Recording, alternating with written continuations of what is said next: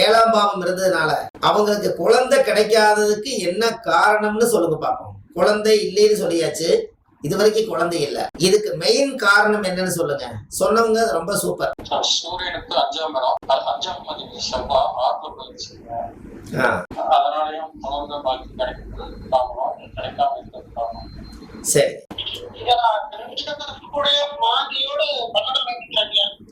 அந்த 12ஆம் பாவம் கட்டில் சுகம் தாம்பத்திய வாழ்க்கையிலையும் போய் மாந்தி உட்காந்துக்குது. அது ஒரு குற்றம் தான். கரெக்ட் தான், சொல்லுங்க. அது ஒரு குற்றம் தான். குழுகன் என்ன வீடு குட்டிச்சவர் இருந்தாங்க. அப்ப அந்த காலத்துல அந்த குழுகன் 12ஆம் இடம் படுக்கை அறை கட்டில் சுகத்துல போய் அது இருக்கிறது பெரிய தவறு தான். அடுத்தபடியே என்ன பிரச்சனைனால குழந்தை கிடைக்கலன்னு சொல்லுங்க. இந்த பொண்ணோட ஜாதகத்துலதான் இவ்வளவு பிரச்சனை. ஆனா இந்த பொண்ணோட ஜாதகத்துல பிரச்சனையா இருக்கிறதுனால நான் என்ன சொன்னேன்னா, உங்களுக்கு இன்னும் சொல்றீங்களா? நான் சொல்லவா?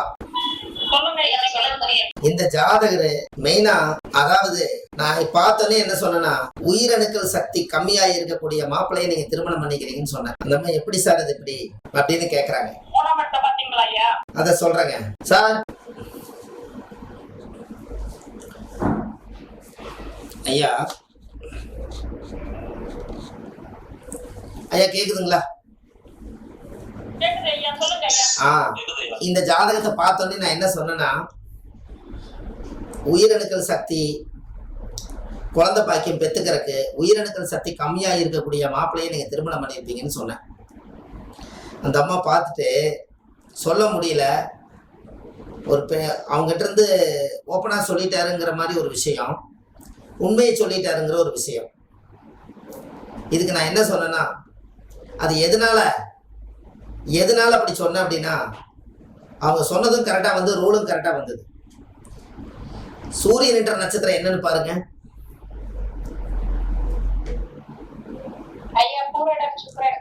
சுக்கரனுடைய நட்சத்திரம். இந்த சுக்கரன் லக்னத்துக்கு எத்தனை குடையவர்? 7 குடையவரா? இப்ப மாத்திட்டாங்களாமா?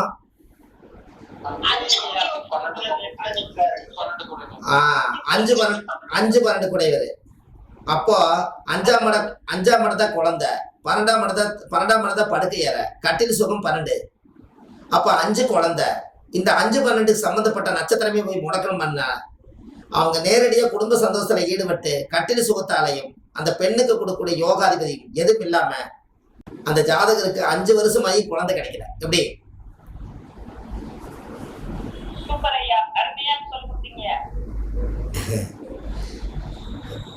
இப்ப உங்களுக்கு புரியுதுங்களா? யார சொல்ல வரீங்க?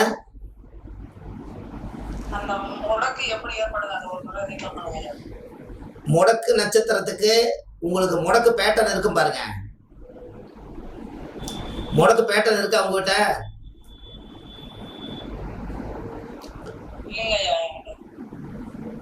முடக்கு பேட்டர்ன் உங்களுக்கு நீங்க வாங்கிக்கங்க. அந்த முடக்கு பேட்டர்ன்ல இருந்து தான் நம்ம எடுத்திருக்கோம். அது நம்ம குழுவில் யாரோ ஒருத்தர்கிட்ட நீங்க வாங்கிக்கங்க, வெளியே விடாதீங்க. அந்த முடக்கு நட்சத்திரம் அது தனுசு வீடா வந்ததுனால அதாவது சுக்கரன் நல்லா பாருங்க அந்த ஜாதகத்தை. இந்த பொண்ணுக்கு 7ஆம் இடம் கணவன் ஸ்தானம் முடக்காயி, 5ஆம் இடம் புத்திரஸ்தானமே முடக்கு நட்சத்திரமாயி, 12ஆம் இடம் கட்டில் சுகம் தாம்பத்திய வாழ்க்கைக்கு உண்டான நிம்மதியான தூக்கத்துக்கு உண்டான ஒரு சந்தோஷமா இருக்கக்கூடிய சுக்கரன் 5, 12 குடைவரே முடக்கு நட்சத்திரமாயி, அவரே போய் 8ல போய் அவரு போய் பாவ கிரகங்கள் சனி ராகுக்கு சென்டர்ல சுக்கரன் மாட்டிட்டாரா?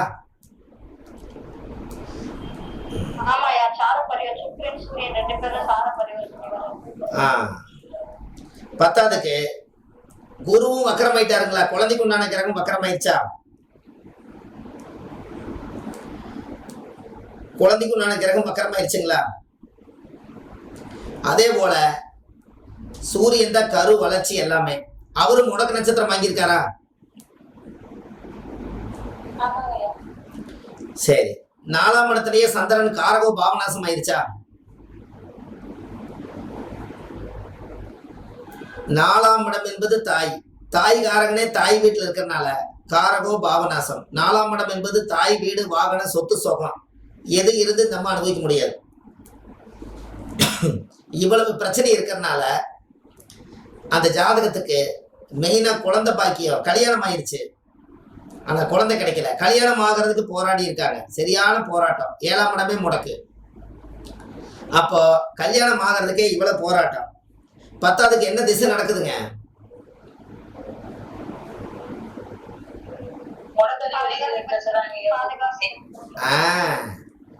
பாதகாதிபதி திசை பிளஸ் முடக்காதிபதி திசை. அப்போ இந்த பொண்ணுக்கு சந்திர திசை 2 வருஷம் 4 மாசம் 18 நாள் இருப்பு. ஏன்னா அஸ்த நட்சத்திரம் அல்லவா இந்த அம்மா. அப்ப 2 வருஷம் 4 மாசம் 18 நாள் தாயோட கர்ப்பத்துல சென்றது போக நின்றது. அப்ப சந்திரன் திசை 2 வருஷம், செவ்வாய் திசை ஒரு 7 வருஷம், 7 2 9, ராகு திசை 18 வருஷம்.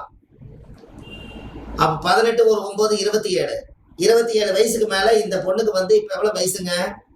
33 34. அப்ப குரு திசையில குரு புத்தி முடிஞ்சு சனி புத்தி முடிஞ்சு இப்ப புதன் புத்தி நடக்குது. யாரோட புத்தி நடக்குது? புதன் புத்தி. புதன் யாருடையவர்?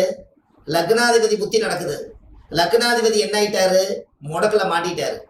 அதனால இந்த பிரச்சனை இந்த பொண்ணுக்கு என்னன்னா, எங்களுக்கு வாழ பிடிக்கல, இந்த ஜாதகருக்கு வாழ பிடிக்கல, வீட்டுக்காரர் நம்மளை வச்சு வாழ மாட்டேங்கிறாரு, நான் என்னதான் பண்ணட்டும் அப்படின்னு.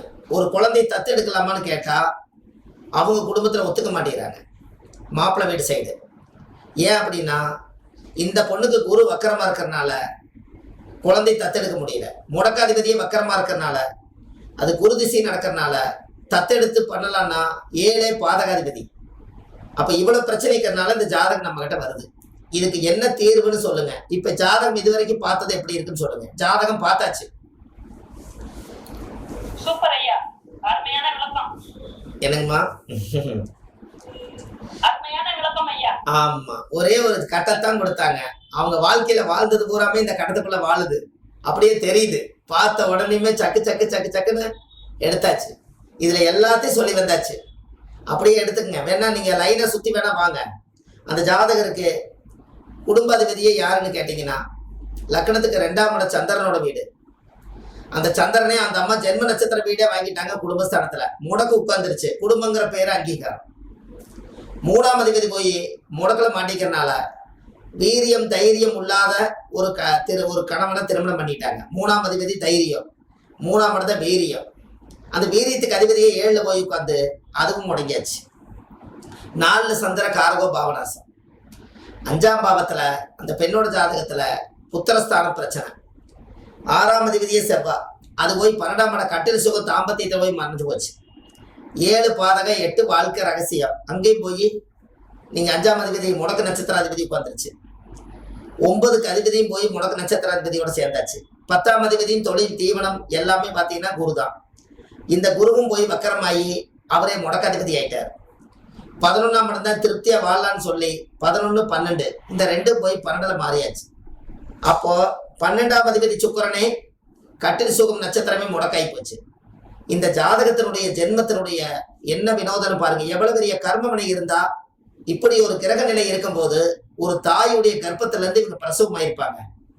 இப்படி ஒரு தோஷத்தோட பிறந்து ஜாதகம் சுத்த ஜாதகங்கிறாங்களே. இப்படி 12 கட்டத்தையும் ஆய்வு பண்ணி பார்க்கும்போது இந்த பொண்ணுக்கு நீங்க எந்த கட்டத்தை சரி பண்ணுவீங்க, எப்படி வாழ்க்கை நிமித்தி விடுவீங்க சொல்லுங்க பாப்போம். ரொம்ப டிஃபரெண்டான ஜாதகமா இருக்குங்க. அப்ப ஒருத்தருடைய ஜாதகத்தை நீங்க வாழ்க்கையில போட்டு பார்த்தா உங்களாலையும் ஆய்வு பண்ணி அவங்களுக்கு சரியான தீர்வு கொடுக்க முடியும். நான் முதல்ல என்ன பரிகாரம் சொல்லியிருப்பேன்னா, உங்களுக்கு பரிகாரம் வேணும். அதுக்கு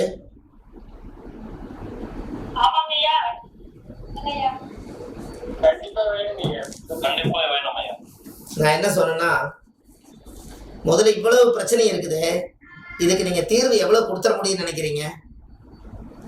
இந்த பொண்ணு வாழணும், கணவனும் பிரியக்கூடாது, தாம்பத்திய வாழ்க்கை நடக்கணும், குழந்தையும் பிறக்கணும், டைவர்ஸும் வரக்கூடாது.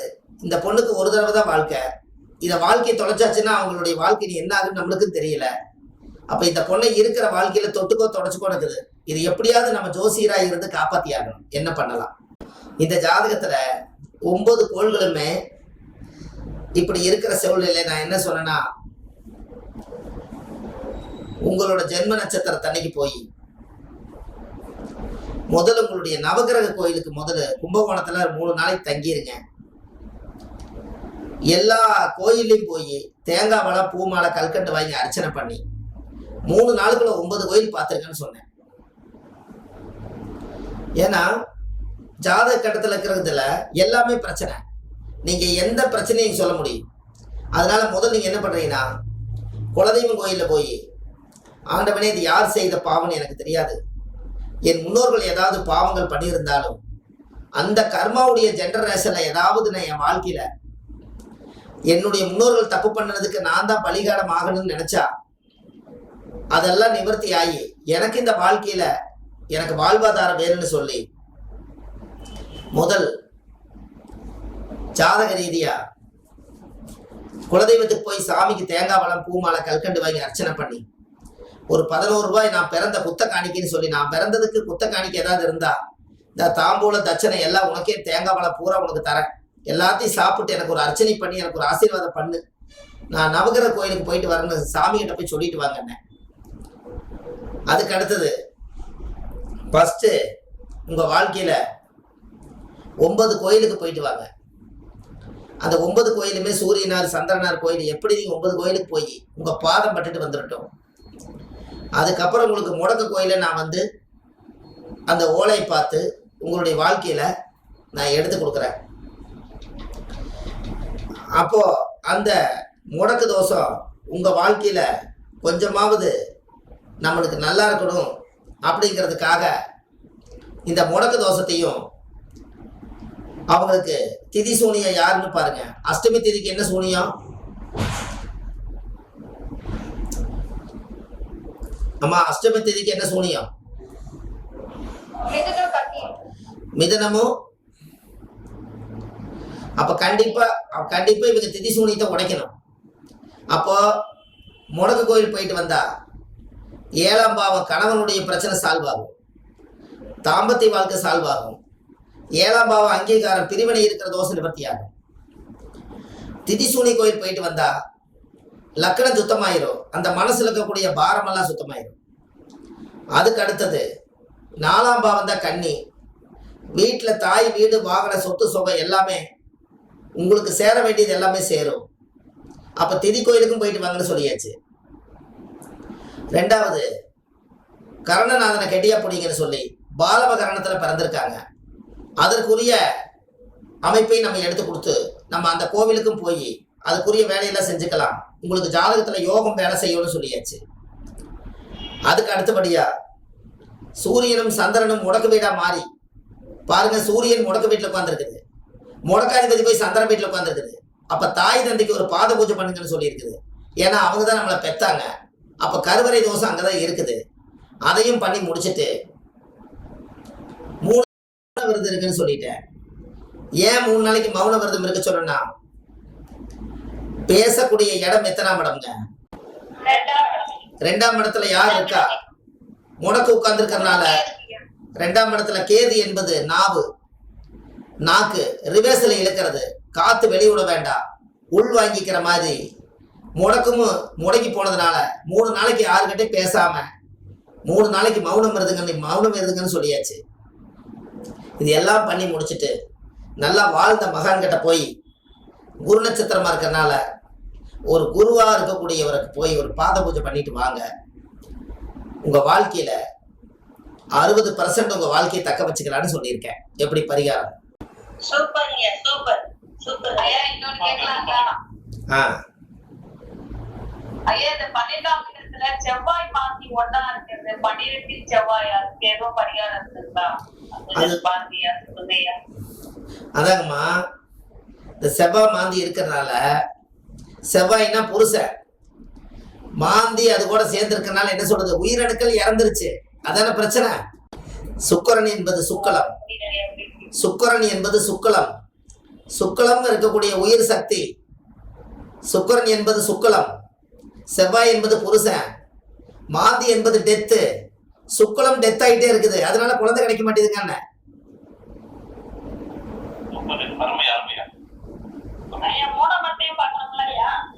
நீங்க அந்த செவ்வாயை 3ஆம் இடத்தை பாக்குது பாருங்க.